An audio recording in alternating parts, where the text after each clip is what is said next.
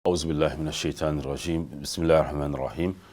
اللهم صل على سيدنا محمد أفضل ما صليت على إبراهيم إنك حميد مجيد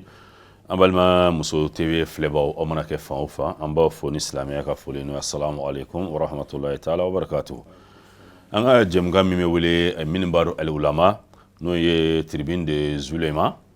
أيواني مامي ولي كبسم الله كراي وي أنكرمو أنانا المامي Sheikh Abdou Karim Bagayogo kabo sebeni koro Masjid El Ridwan o Almamindo. Imam, salamu alaikum. Alaikum salam wa rahmatullahi wa barakatuhu. Aywa bi amina kuma femi nga nafa bonya kama obetali ke aywa seliba kalo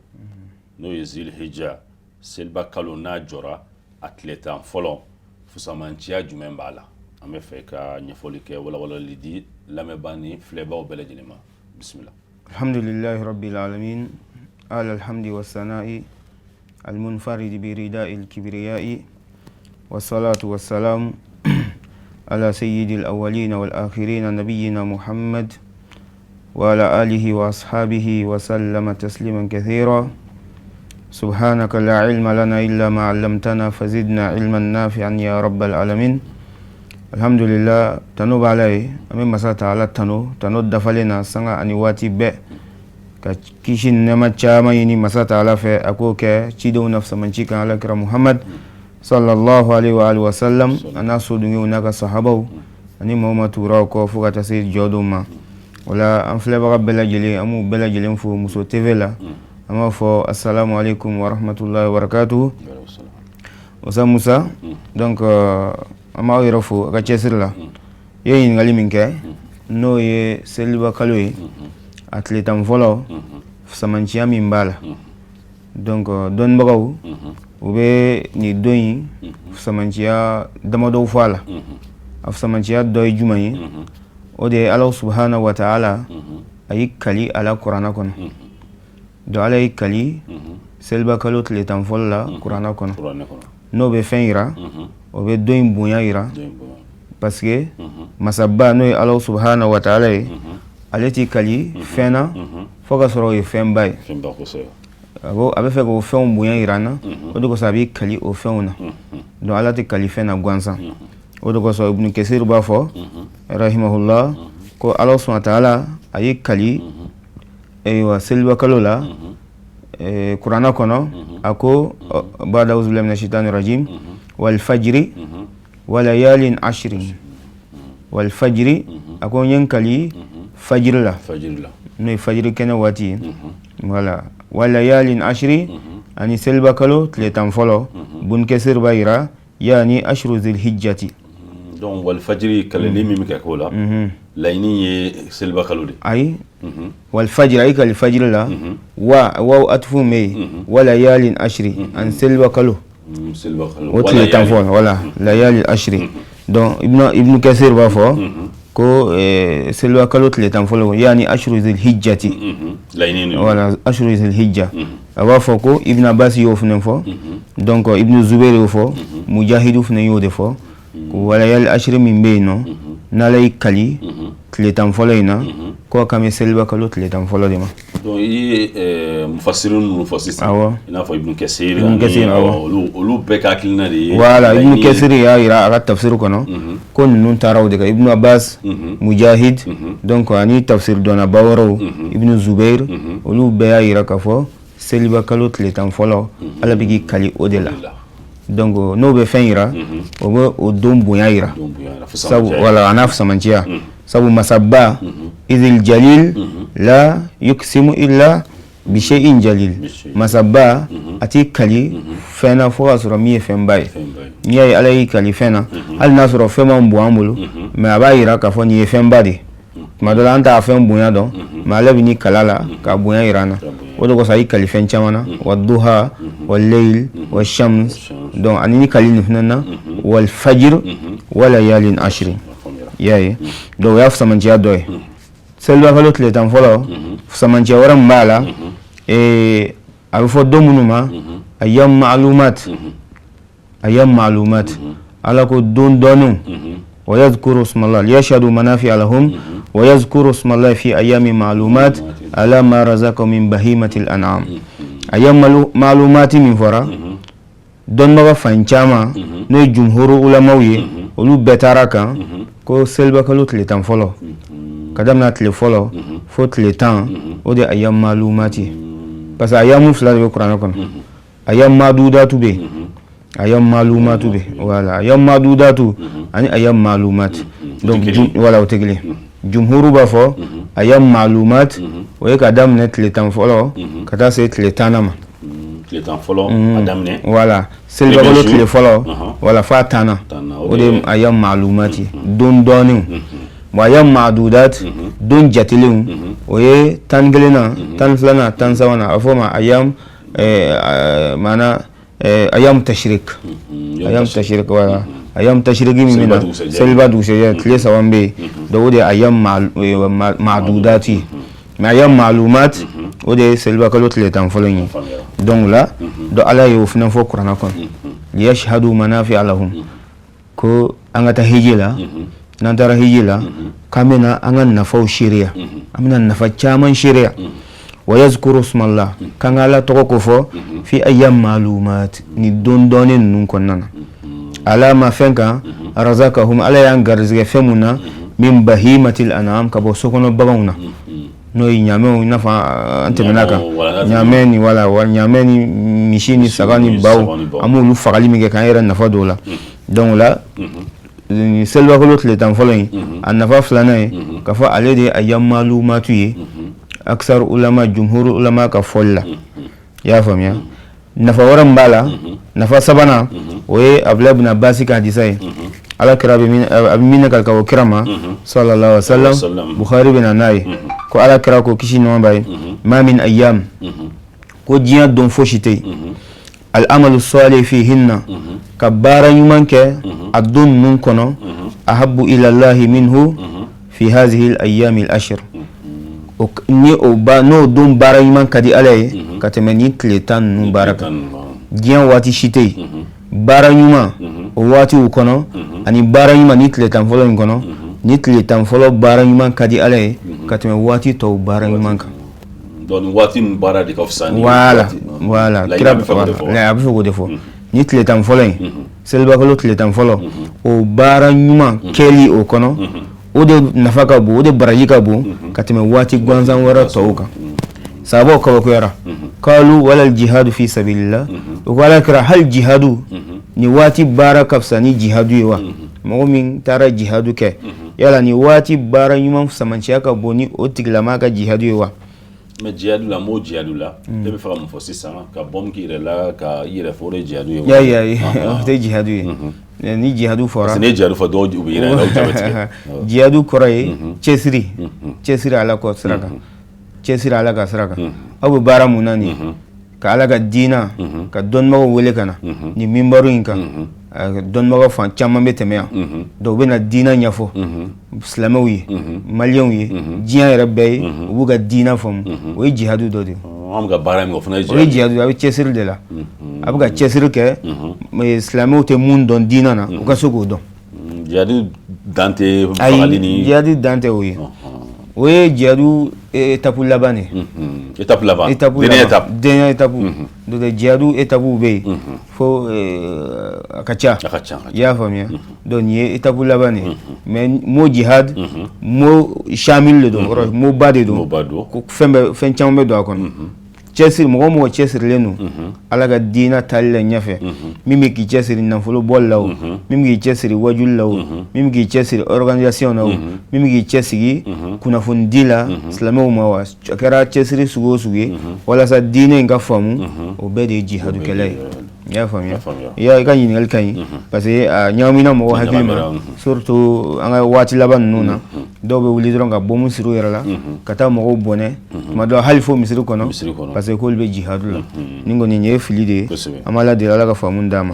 donc izan we kira yinga hal jihadu kalawa kira ko hal jihadu kala ni wati barayuma of samanci aka bo katime jihadu kelaka fona kera cheye abora na yera kun anaka nan fole o ko fa masegi ni foyi ani foyi masegi alera masegi nan folo masegi ya faamuya donc kira ya ira sallallahu alaihi wasallam ko ni wati bara nyuma fusamanci aka bu katem hal jihadu kan Allah subhanahu wa ta'ala ka dina siraka do be bayira ko ni wati fusamanci ali fusamanci do jumai arafa no ira hijiye ala kira ga do Allah sallallahu alaihi wasallam awafu al hajj arafa hijira arafa di do arafa be o kle tam fole ni kon do be ni doyi afusamantiya doyi mala dele ala ka famiya dama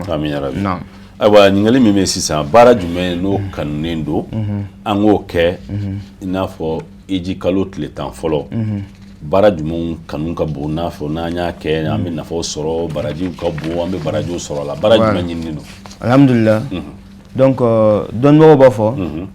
ni waati afusamantiya ka bon ka daminɛ tile fɔlɔ ka taa se tile tan o bɛɛ de ye seliba kalo tile tan fɔlɔ ye donc baara ɲuman caman kanunen do a kɔnɔ baara ɲuman kelen tɛ yen min kanunen do ka daminɛ tile fɔlɔ fo tile 8 baara ɲuman kelen tɛ yen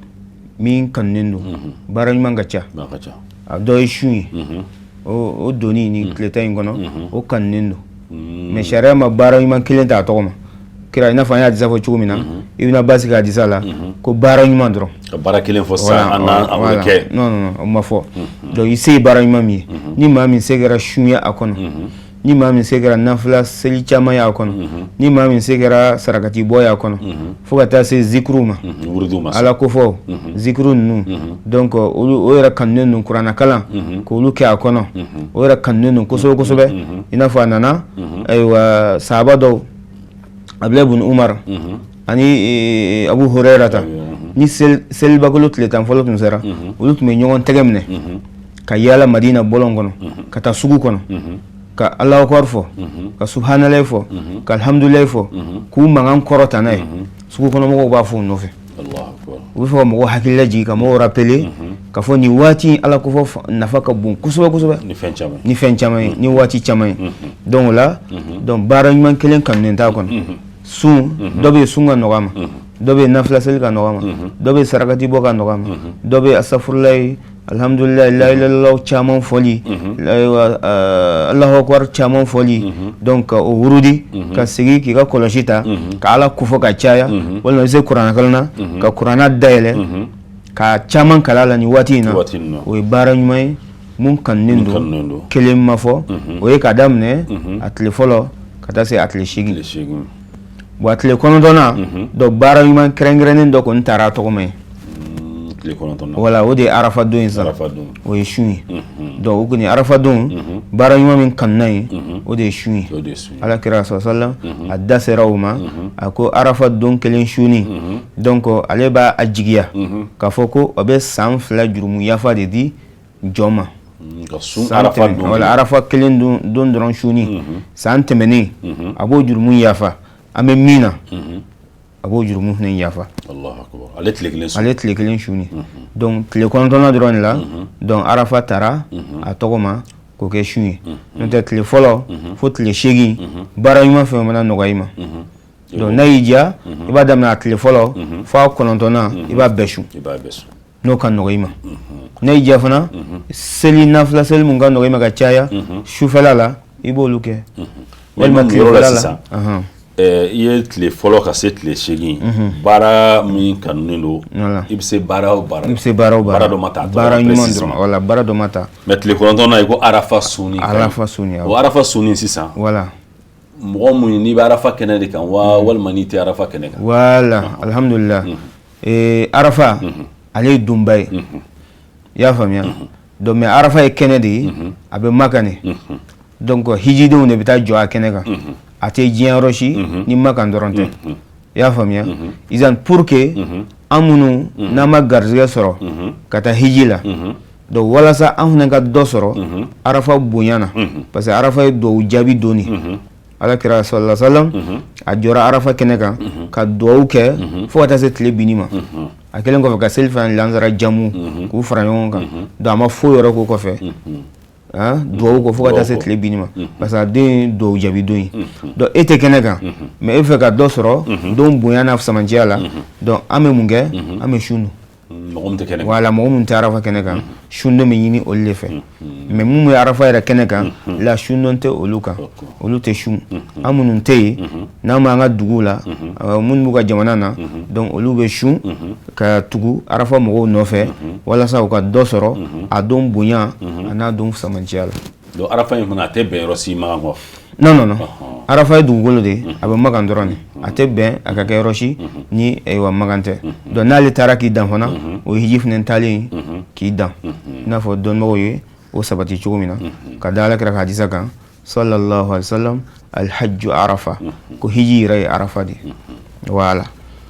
ayiwa an bɛ nɔngɔn kari kɛ a ye n'o y'a sɔrɔ t'an ka walanda kɔnɔ ka ɲininkali kɛ hakilinako la an b'a ye nin waatiniw na fɛn caman bɛ yen hiji ni arafa hiji ni umra o balilen kun don ka da bana min bɛ yen ka diɲɛ labɔ sisan ɔ yala e hakili b'a la n'o y'a sɔrɔ hiji delila ka bali n'a ma kɛ yala o bɛ bɛn wa. ka hiji bali. hiji i n'a fɔ sisan ka mɔgɔw bali ka taa hiji kɛyɔrɔ la ka mɔgɔw bɛrɛbɛn yala ko bɛ bɛn wa. non alhamdulillah ala kan bɛ sababa ma dɔrɔla diinɛ na o dɔrɔla bɛ yen o yɔrɔw bɛ wa diinɛ na i y'a fɔ n'o nana o nana mɔgɔ minnu kun kan o bɛ se ka bali i n'a fɔ Alakira sallam a ye fiɲɛbana ninnu ko fɔ an ye bon fiɲɛbana ninnu règle la a ko n'a bɛ yɔrɔ mun na o mɔgɔ kana boli ka bɔ yen pour que i kana taa a cɛrin ka propager ka cɛnzɛn diɲɛ kɔnɔ bon ni i y'a mɛn fana k'a bɛ yɔrɔ mun na n'a tɛ yen e man ka taa yen voilà kana fɔ ko n ye mumini ye n bɛ taa yen donc la e kan k'i yɛrɛ tanga i man ka taa yen donc o kuma kɔnɔna na sa n'an y'o faamu sisan bana in nana diɲɛ bɛɛ labɔ donc a dun yira la k'a fɔ bana in sɔrɔ sira telima ni mɔgɔw dorogula ɲɔgɔn na ka gɛrɛ ɲɔgɔn na an bɛ tɛgɛ di ma min kɛ a bɛ kuma mun kɛ ɲɔgɔn fɛ voilà o bɛɛ bɛ se k'a to a bɛ cɛrin donc hiji dun ye jama ye mɔgɔ t'a dan dɔn ala yɛrɛ kelen kɔ bon pour que halisa bana jugu in a ka kɛlɛ a système dɔ ye donc hiji ka bali n'o balila o tɛ kɛ baasi ye donc maa ma bali pewu i y'a faamuya parce que bana kosɔn donc o y'a bali mɔgɔ wɛrɛ ka bɔ fan wɛrɛ fɛ ka na mais minnu bɛ yen nɔ olu bɛ se ka hiji kɛ jama bɛ dɔgɔya. mais minnu tun y'a ŋaniya k'u bɛ taa ni bana kɛra dɔrɔra sababu ye sa yala jurumu b'a la ou bien u bɛ baraji sɔrɔ. bon ni bana de y'u bali ka taa jurumu foyi t'a la n'u y'a se sɔrɔ san wɛrɛ ka taa alhamdulillah mais ni u ma se sɔrɔ san wɛrɛ walima san wɛrɛ y'a sɔrɔ a mun fatura o bɛ sɛbɛn k'a fɔ a ye hiji kɛ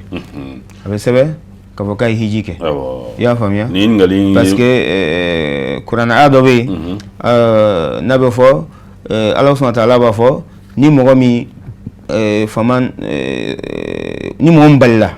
ni wulila sa k'i bɛ taa hiji la i taara bali sira la a kɛra bingannikɛlaw ye sira tigɛ ko waati mɔgɔ bɛ hiji so ni ɲaamɛw de la donc o la e wulila i bɛ taa hiji la bingannikɛlaw taara da i ɲɛ u donna i ni Makan cɛ n bɛ se ka nin kɛ o misaliya ye ala ka faamuya d'a ma ka bɔ minnu b'an filɛ ayiwa ko u y'a ŋaniya u bɛ fɛ ka taa n'u ka maakɔrɔbaw ye hiji la nka ayiwa bana kama ko maaw balilen don ko yala ko olu bɛ jurumu sɔrɔ baw bɛ fɛn non o tɛ jurumu sɔrɔ sɔrɔ ne alimami nana an b'o ɲininkali ɲɛ sisan o tɛ jurumu sɔrɔ wa n'u ye san wɛrɛ n'ala y'o k'u ɲɛna u bɛ taga n'a sɔrɔ se min b'u ye ɲinan n'o o se maintenir na u bɛ taga ni ala y'a kɛ fana o se t'u ye a hiji binna ka b'u kan. ayiwa yala min ye sunkalo tile tan laban sunkalo tile tan laban ani hiji kalo n'o ye ayiwa zulhijja tile tan fɔlɔ ye jumɛn de ka fisa. alhamdulillah ala ka faamuya d'a ma isan dɔnnibaga dɔ bɛ yen Abu Thumani Nahdi ale ko salafu n'o ye maa ɲuman tɛmɛnenw ni salafu fɔra o ye sahabaw ye ka na taabinaw na ka na atubaw taabinaw na ko u tun bɛ 13 bonya 13 bɛ silamɛya la u tun b'o bonya o 10 fɔlɔ o ye sunkalo tile 10 laban arafa fɛn b'o de kɔnɔ Laylatul Qadr b'o kɔnɔ 10 filanan o ye seliba kalo tile 10 fɔlɔ ye arafa b'o de kɔnɔ 10 sabanan o ye jɔminɛ kalo Ashura donc tasua ni ashura donc adam na jomna kalo tile folo wata sa tan hunama o fune domba de donc ko salafu no ma nyman temenu kut meni tan saba bunya ni tan saba manase wu chesiri bato la kono sun donina nafla selila sarakatu bolla u temi yon ke wati banzan tola wu chesiri ko yon na chamange u chawa chambi jija ka korana jiga kono ona nyono parce que wati barka mawdu ya famia o me ni sabana juma gafsa juma donc u bebe naka ko ni saba flengon gafsa ni sabana yi no ye jomne kalo tletan folen ko saba ngafsa no flat ngafsa no do to flen sansa arafa anya yi kafo ali keleme samfla jurmu yafa ala kira ko hadisa warala sallallahu alaihi wasallam ko dona herama klibe bo dongo dona domi gafsa na dombe ko de arafa do ya khairu ayyam tala ali shams yawm arafa dona son herama kli yengera dona o de arafa do andu nyana ye lailatul qadr la ala yara sura jugula khairu min alf shahr do don mo forayon ko tam folay no selba kalot le tam folo de kafsa ni wa sungolot le tan laban wa wal ma sungolot le tan laban kafsa ni selba kalot le tam folay idan fongo yoya boyana ita do jumaye rajiwe katme jumanka unna jamu ke don mo na nasoro mu jamu ke ko ka fla jamu ka baraka na fla nyofe ito ba fo sungolo kle tan laban o shufala de kafsa katme selwa kalo kle tan folo kle fala ko sungolo kle tan laban ale shufala de kafsa katme selwa kalo kle shufala ko parce que arafa be lailatul qadr be shudela do ala shude fusaya yi kateme selba kalo shuka mais selba kalo tletan folo ale tlefela ko kafsa ni sumalo tletan laban tlefela wi parce que arafa be selba kalo tlefela la do wala sa ite ibo boni natija yi kafo sumalo tletan laban a shufela ko kafsa ni dia don wati be shufela selba kalo tletan folo ale tlefela kafsa ni dia don wati be parce que arafa be denta parce que lailatul qadr be donc là wala o jamu ke o chukula don flan nyonche ala ka famia dama ay wa mu ye arafa fusamantia awa an yanda magola sai solo ni jidi lege awa aka aisa walma ay min fo no asro wala fusamantia arafa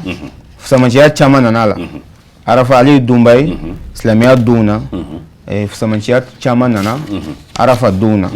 anana amba shaga dizala ko ala kira ko sallallahu alaihi wasallam ma min yawmin aywa aksaru an yu'tika Allah fihi abdan min an-nari min yawmi arafa ko don shite diya duna ala ka teli ka chaya ka jon kan horaya dumuna ka te arafa dunga udunti dumina ala be jon kan horaya ka chaya ka te arafa dunga udunti ya famia ako wa innahu la yadnu summa yubahi al malaika ko ala be magre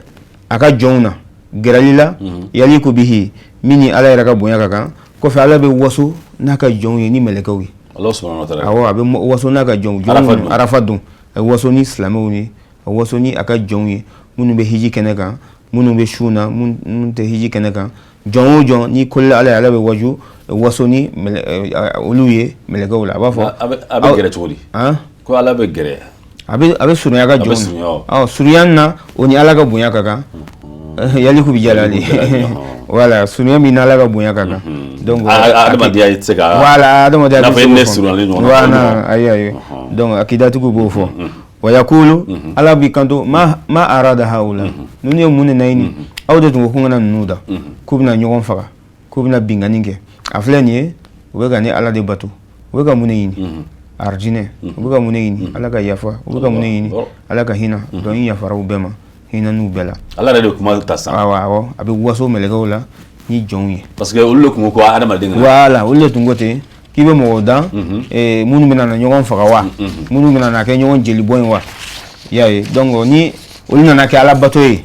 ka majigi ala ye ka taa dama kasi ala ye ala bɛ waso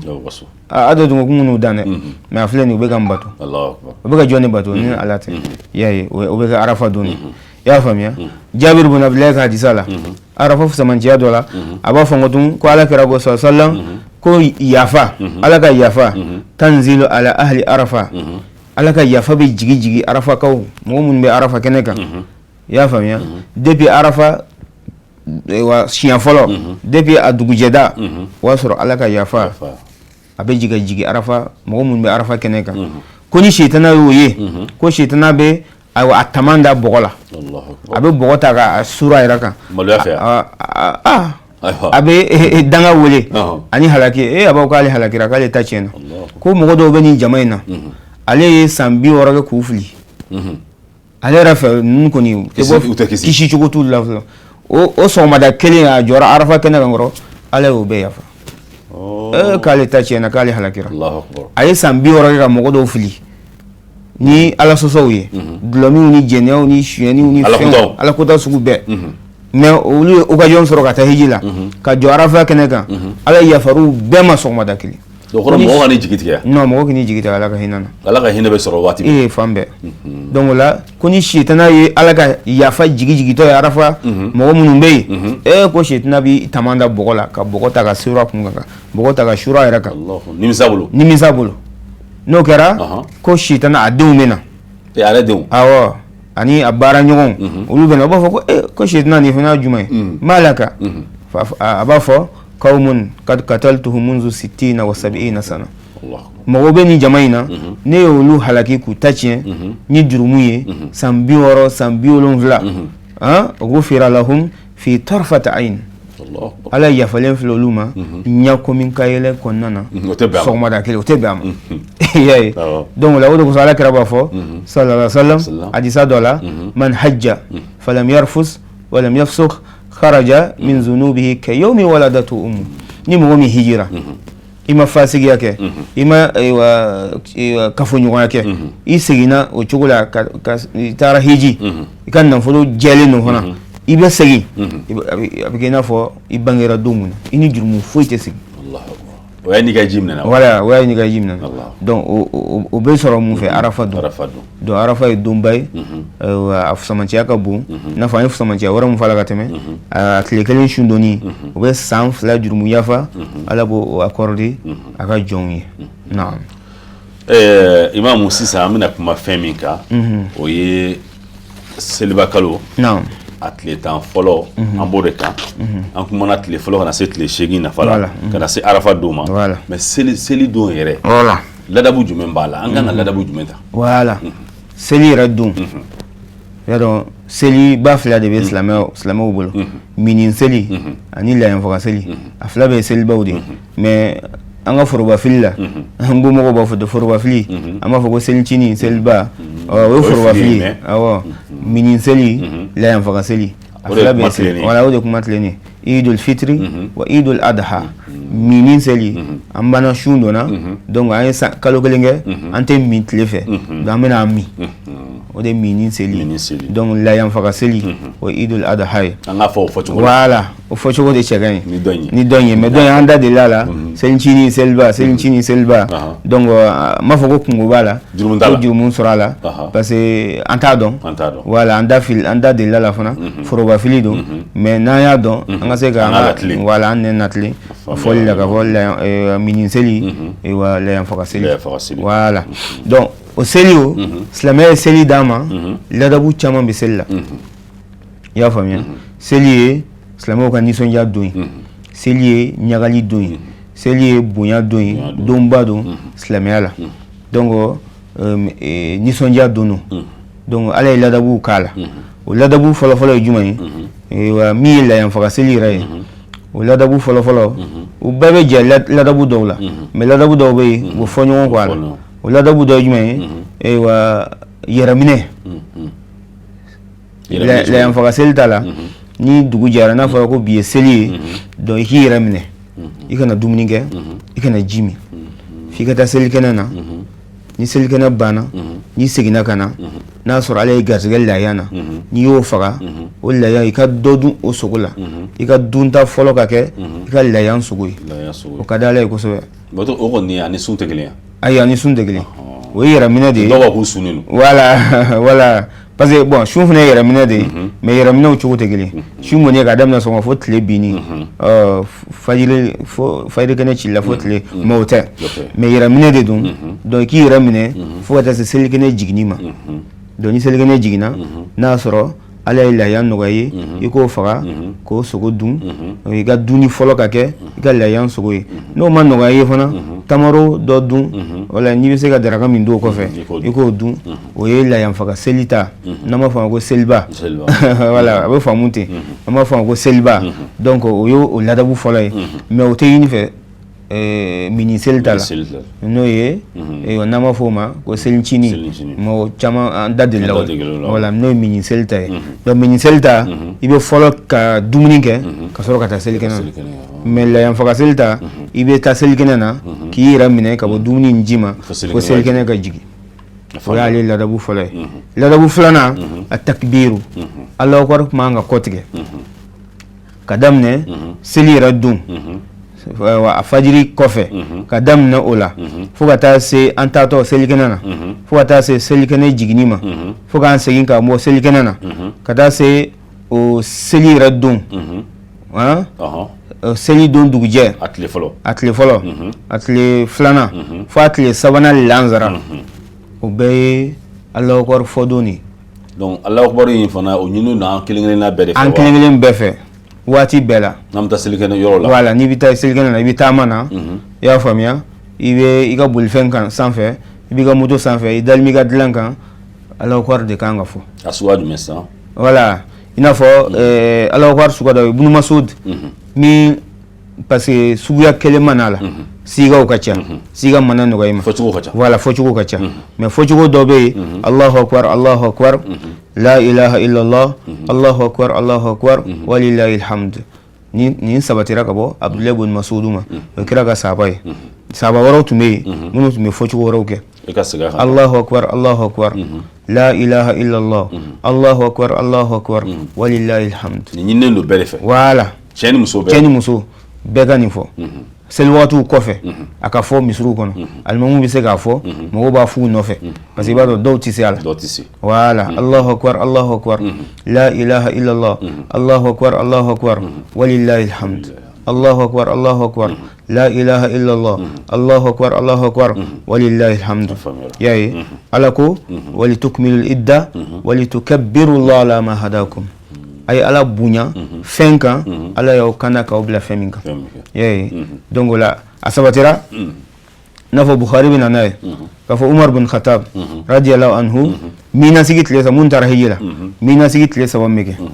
i y'a faamuya Umar tun bɛ to a ka tantan kɔrɔ a bɔ Alahu akbar nin fɔ mɔgɔ o mɔgɔ b'a ka tantan entourage la mina olu b'a laminɛ Umar nɔfɛ i y'a faamuya donc minnu fana bɛ olu kɛrɛfɛ olu fana b'a mɛn olu fana b'a laminɛ ko mɔgɔw bɛ ɲɔgɔn laminɛ n'a minɛ n'a ye fo mina bɛɛ bɛ kɛ takbira ye mina bɛɛ bɛ kɛ takbira ye Alahu akbar donc Umar b'a fɔ k'i pɛrɛn n'a ye a ka tantan kɔrɔ minnu b'a entourage la bɛɛ b'a mɛn o b'a fɔ Umar nɔfɛ i y'a faamuya donc minnu fana bɛ olu entourage la olu b'o mɛn olu fana b'a fɔ fo mina bɛɛ bɛ kɛ Alahu akbar mankan ye voilà bon i bɛna ye dɔw bɛna fɔ alimami k'a fɔ seli waati kɔfɛ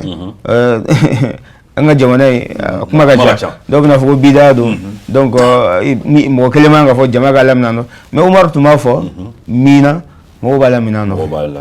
i y'a faamuya voilà Umar b'a fɔ k'a to a ka tantan kɔrɔ mɔgɔw tulo bɛ Umar mankan na u bɛ a fɔ Umar nɔfɛ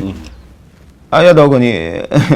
Umar tun b'a fɔ seli waati kɔfɛ a bɛnnen don ayi sunna yɛrɛ don donc n b'a f'i ye sisan ko a tile tan fɔlɔ daminɛ ninnu na Ibn Umar ani Abu Hurayra olu tun bɛ ɲɔgɔn tɛgɛ minɛ de ka don sugu kɔnɔ k'a fɔ voilà u bɛ ɲɔgɔn na sugu kɔnɔ mɔgɔw b'a f'u nɔfɛ i y'a ye donc Alahu akbar fɔ o ye fɛn ye min sariyalen don donc o la ka daminɛ seliba don a dugujɛ fɔlɔ a dugujɛ filanan a dugujɛ sabanan lansara a bɛ ban ka bɛn n'o de ye kɔrɔfɔ kɛnɛma na o ye seli ladabu filanan ye mais selicinin n'o ye mini seli ye o t'a dan ye o ka Alahu Akibaru dan ye seli yɛrɛ dun ye walima selikɛnɛ yɛrɛ jiginni ka daminɛ mini seli n'a fɔra kalo yɛrɛ sunkalo mana ban ka daminɛ fajiri kɔfɛ ka taa se an bɔli selikɛnɛ na ale Alahu Akibaru bɛ jɔ ye o ye mini seli tɛ voilà o danfara bɛ o de kosɔn dɔw bɛ nin kɛ selicinin ye parce que ale ko bɛ dan a don yɛrɛ la dɔw bɛ nin kɛ seliba ye parce que ale bɛ tile 2 3 voilà mais a bɛɛ ye seliba de ye an bolo Ala ka faamuya d'an ma donc a ladabu dɔ fana ye jumɛn ye k'i ko janaba koli la ani k'i kasa diya ani ka fini na ɲuman don k'i masiri selikɛnɛ lataga kama donc Alakira sallallahu alaihi wasallam ayiwa i n'a fɔ a bɛ lakali cogo min na Anas bin Maliki fɛ ko Alakira finiba dɔ tun b'a bolo juba a tun t'o don ni seli la yanfaga seli tɛ walima mini seli ani jumadon ani n'a fɔra ko délégation bɛ na maaba dɔw bɛ na fɛ yen i n'a fɔ yahudiyaba dɔw kan ka na fɛ yen ka na rencontrer nansara wafdu najirani ninnu nansara dɔw de nana ka fɛ yen delila ka na fɛ yen i n'a fɔ a ma wafdu najirani wala o délégation baw mun nana dɔw ka tun bɛ o finiba don donc ni fini yala dɔrɔn i b'a dɔn ko ko dɔ bɛ yen voilà i b'a dɔn koba dɔ bɛ yen bi la yanfaga seli n'o ye seliba ye mini seli n'an b'a fɔ ko selicinin ani jumadon ka caya ani n'a bɛna délégation dɔw kunbɛn voilà donc kira tun bɛ fini dɔ kɛrɛnkɛrɛn a kama dɔw la ka fini kura kala a kama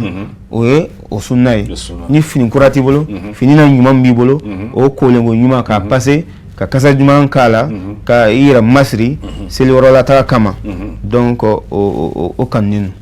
o y'a ladabu sabanan ye i y'a faamuya ladabu dɔ fana ye jumɛn ye cɛw ni muso denmisɛnw musow ka bɔ ka taa selikɛnɛ kan donc o la fana a kanunen don a ka kɛ selikɛnɛ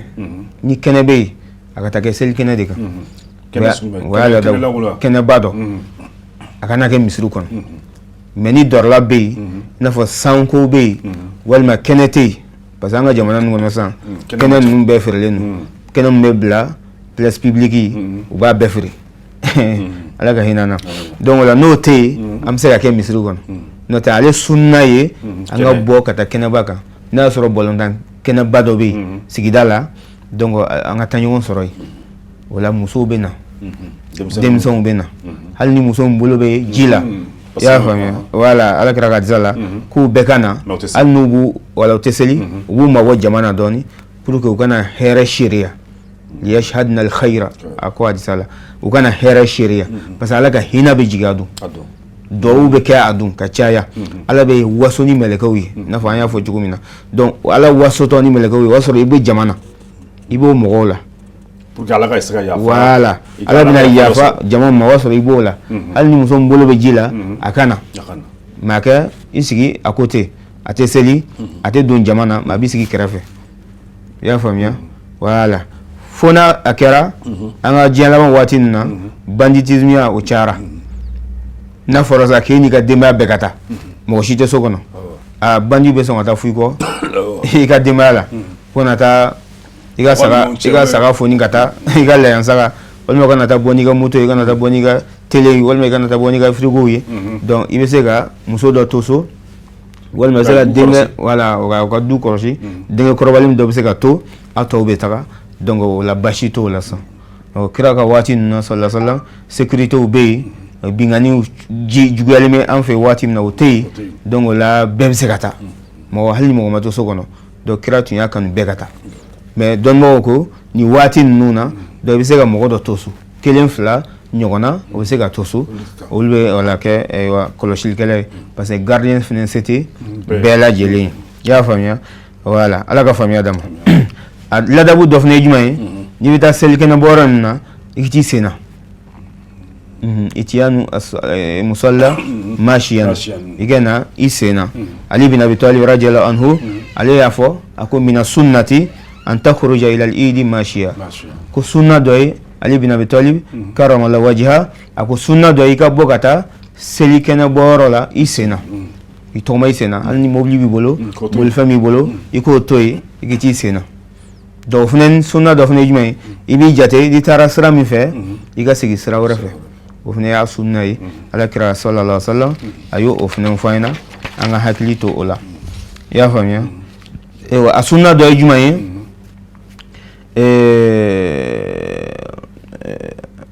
n'an selila ka ɲɔgɔn tahaniya ɲɔgɔn fo ka dugawu kɛ ɲɔgɔn ye ala ka san wɛrɛ yira n na ala k'an batow minɛ a ka yafa an ma i n'a fɔ an ka jamana laada a samɛ fatigiyala batigiyala o n'a ɲɔgɔnna ninnu tahaniya donc o fana ye sunna ye i y'a faamuya o sabatira ka bɔ salafuw ma salafuw ye a sabati imam ahmad bin hanbal sheikh islam bin taymiya o y'a yira k'a fɔ baasi tɛ a la salafu tun bɛ a kɛ ɲɔgɔn samɛ ye a tɛ i n'a fɔ an ta cogo in dɛ o y'an ka laada cogo mais ɲɔgɔn fo seli yɛrɛ kama n'aw tilala selikɛnɛbɔ la ala ka san wɛrɛ yira n na ala ka an ka sanw caya ka yaala ka taa bɔ i balimaw na ka taa bɔ i sigiɲɔgɔnw na ka don du ni du i n'a fɔ a b'an fɛ yan cogo min na o fana ye sunna de ye an ka hakili to a la a dɔ fana ye jumɛn ye ɲɛnajɛ ka ɲɛnajɛ k'a la seli awɔ seli don nisɔndiya ka fɛti kɛ wala fɛti min fana n'a tɛ don haramu kɔnɔ kira ka sunna dɔw ye sallallahu alaihi wasallam seli ninnu tun mana se ala kira habashakaw tun bɛ na u tun bɛ kalafiliw ani soboliw ani ɲɔgɔndanw u tun b'o kɛ kira ka misiriw kɔnɔna seli nisɔndiya kalafiliw kɛ min tɛgɛ ka di ni min ye u bɛ silamɛw la nisɔndiya mɔgɔw bɛ bɔ k'u lajɛ jama bɛ na u bɛ kalafiliw kɛ tɛgɛdiya la u bɛ soboliw kɛ u bɛ bolinijɛw kɛ kala muru latulonkɛw u b'olu bɛɛ lajɛlen kɛ i y'a faamuya o nisɔndiya sugu n'olu bɛ yen musow yɛrɛ dama ka fara ɲɔgɔn kan seli donyaw fɛ k'u musoɲɔgɔnw la nisɔndiya ka tɛgɛrɛ tulonw kɛ ka ɲagali ka yira k'a fɔ nin y'an ka seli don de ye o bɛnnen don cɛw yɛrɛ dama fana ka fara ɲɔgɔn kan n m'a fɔ walimuso ni walicɛw ka dorogo ɲɔgɔn na o kɔni sariya la o ye seli o seli ta o kɔni o ye haramu ye walima walimusow ka na u lankolon bɔ walicɛw ɲɛkɔrɔ o ye haramu ye seli don o seli ta o mais ni seli sera muso damaw ka fara ɲɔgɔn kan groupement ka taa ɲɔgɔn sɔrɔ yɔrɔ dɔ la salle dɔ kɔnɔ ka ɲɛnajɛ kɛ ka nisɔndiya kɛ ka ɲɔgɔn la ɲagali ka yira nin ye donba de y'an bolo o ye fɛn ye min kanunen don silamɛya sariya la cɛw yɛrɛ fana ka fara ɲɔgɔn kan k'a kɛ donc o fana ye fɛn ye min ni a kanunen don i y'a faamuya an b'a Aisha ko radiyallahu anhu kana yomu id yal'abu sudan ko selidon habashakaw k'olu tun bɛna tulonkɛ ni bil hirab ni kalakisɛw ni tamaw ni fɛnw ye misiriw kɔnɔna na donc mɔgɔw bɛ taa k'a lajɛ donc ale Aisha donc ale de la k'a fɔ kira ye k'a bɛ u lajɛ parce que an b'a Aisha ale ka so o gunnen bɛ misiri la finɛtiri bɔlen bɛ k'a bila misiri kɔnɔ donc ale y'i jɔ kira y'i jɔ misiri finɛtiri da la ale y'i jɔ kira kɔfɛ a bɛ k'u lajɛ misiri kɔnɔna na o bɛ ka kalaw murula tulonkɛw kɛ o bɛ ka fɛngɛw kɛ soboliw kɛ o bɛ ka ɲɛnajɛ wɛrɛw kɛ a bɛ mɔgɔw nisɔndiya seli la donc o bɛɛ b'a yira o y'an ka seli ladabu dɔ ye donc a bɛna fɔ waati kɔrɔna donc mais walada tɔ bɛ yen n'an sera ka waati wɛrɛ sɔrɔ seli yɛrɛ kɛcogo a seli kɛcogo n'o ye salatul id miniti fila ɲɔgɔn kan ani layan fagacogo a bɛ dɔɔnin bɔ dɛ an b'o bila walanda voilà an bɛ bila walanda wɛrɛ la n'ala ye waati wɛrɛ yira n na seli kɛcogo takbir Allahu akbar caman bɛ fɔ a la donc voilà o kɛcogo ani layan bagan kan ka faga ladabu mun fana bɛ bagan fagali la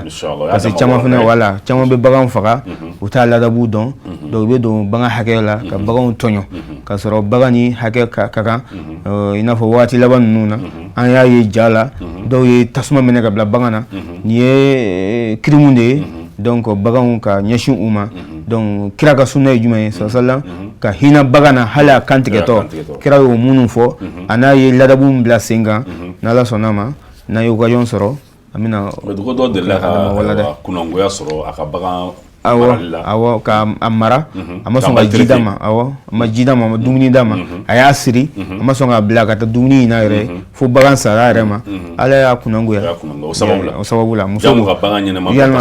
voilà silamɛya tɛ sɔn a ma fɛn kɔnenba don n'ala ye walanda wɛrɛ yira na n'ala sɔnna a ma an b'o kɛ walanda dafalan ye inshallah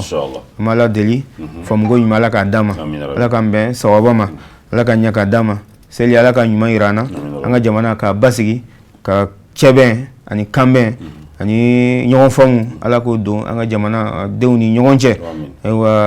kan kelen fɔ ka don da kelen ka bɔ da kelen ala k'o nɔgɔya an ye jamana ɲɛmɔgɔw a marabagaw ala ka hakili ɲuman d'an n'u ma an minnu fana ye kɔmɔgɔw ye ala ka hakili ɲuman d'an bɛɛ lajɛlen ma ka kanbɛn ni cɛbɛn don an ɲɔgɔn cɛ k'an ka jamana lafiya ka basigi an bɛɛ lajɛlen mago b'o la bi ka basigi ani hakilisigi don jamana kɔnɔ minnu tanyana ala ka hinɛw la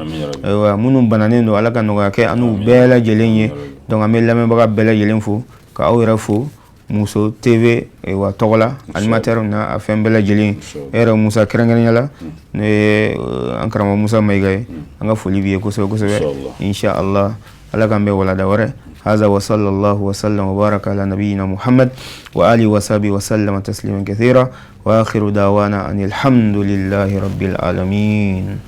balma Muso TV aw minnu bɛ k'an filɛ nin waati in na maa min tun b'an bolo o y'an ka alimami ye ka bɔ Sɛbɛnni kɔrɔ masjid misiri min n'an b'a wele masjid al-Ridwan